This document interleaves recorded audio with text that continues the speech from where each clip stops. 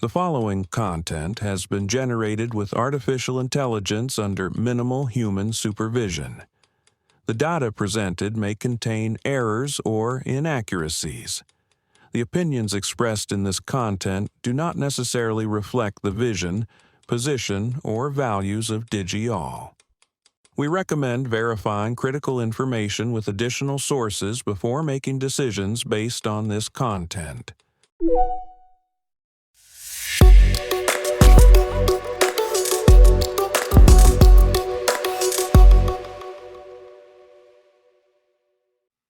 Welcome to DigiAll Tech News. Today is Sunday, February 15th, 2026. I'm Kylie Brooks, and this is where technology becomes clear and engaging. The U.S. Department of Labor releases a new AI literacy framework to prepare American workers for an AI-driven economy. Reports emerge that Anthropic's AI model Claude was used by the U.S. military during a classified operation in Venezuela. NVIDIA CEO Jensen Huang unexpectedly cancels his trip to India's AI Impact Summit. University of Florida researchers identify a new mental health condition linked to AI-related job insecurity. And scientists at the National University of Singapore combine AI with physics to unlock complex protein structures, opening new doors for drug discovery. Let's start with the Department of Labor. This past Friday, the Employment and Training Administration published a framework for AI literacy, and honestly, I think this is a step we've been needing for a while.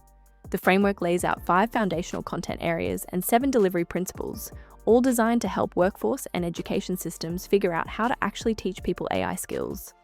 Secretary of Labor Lori Chavez de Rema said the department is committed to making sure all American workers can share in the prosperity that AI creates. And here's what I find encouraging. This isn't some rigid one-size-fits-all mandate. It's built to be flexible, so different industries and educational sectors can adapt it to their own needs. Secretary of Education Linda McMahon also weighed in, talking about building the next great American talent pipeline. The framework reflects input from employers, training providers, and state agencies, and it's meant to be a living document that evolves alongside AI itself. If you're in the workforce development space, you can even sign up for a training webinar about the framework by emailing the department. Now, this next story is a big one. The Wall Street Journal reported yesterday that Anthropic's AI model, Claude, was used by the US military during the operation to capture Nicolas Maduro from Venezuela. That operation involved bombing across Caracas and resulted in 83 deaths, according to Venezuela's defense ministry. Here's the tension. Anthropic's own terms of use explicitly prohibit using Claude for violent ends, weapons development, or surveillance. The tool was reportedly accessed through Anthropic's partnership with Palantir Technologies, a major defense contractor. Anthropic declined to comment on whether Claude was actually used, but said any use is required to comply with its policies. This raises enormous questions about AI governance and the gap between a company's stated principles and how its technology actually gets deployed.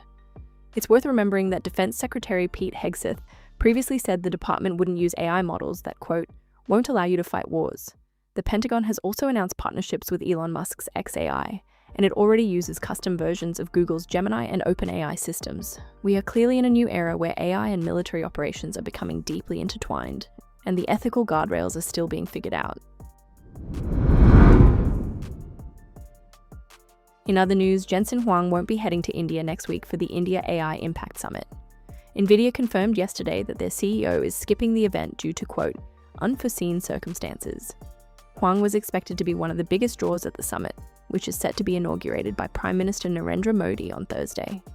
He had a media address planned in New Delhi for Wednesday, but that's now off the table. The timing is notable.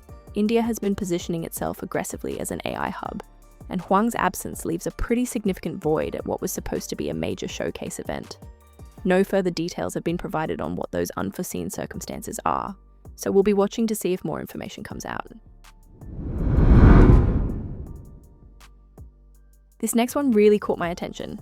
Researchers at the University of Florida have developed something they're calling AI Replacement Dysfunction, or AIRD.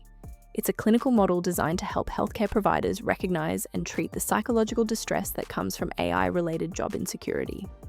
Their article, published in the journal Curious, identifies some pretty striking symptoms: anxiety, insomnia, paranoia, denial of AI's relevance, loss of professional identity, feelings of worthlessness, and even hopelessness. Psychology student Stephanie McNamara initiated this research after watching AI-driven layoffs firsthand and noticing that nobody was really talking about the mental health fallout.